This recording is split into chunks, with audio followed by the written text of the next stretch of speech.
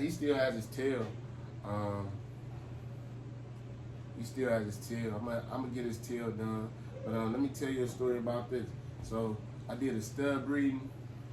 I would not say the people who I did it with, but I did a stud breeding, and you kind of like when you do stud breeding, it's kind of like you going against something, like you dealing with somebody you really don't know. So it's like you giving them your semen, and so you have to wait on them to whelp the litter and etc.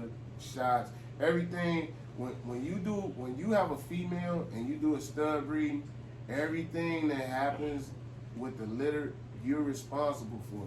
You're responsible for the shots, the first shots. You're responsible for the tails, docking, the vet visit. You're responsible for all of that. So it's not just like, oh, I'm only gonna cut my dog's tail, or I'm only gonna give my dog shots, or I'm only gonna take my dog to the vet. That's your whole litter. So if you're selling these pups or whatever, however you rehoming these pups, you're responsible for your product. So therefore, all your product is yours. Like, you have to take care of it. That's a part of being a breeder.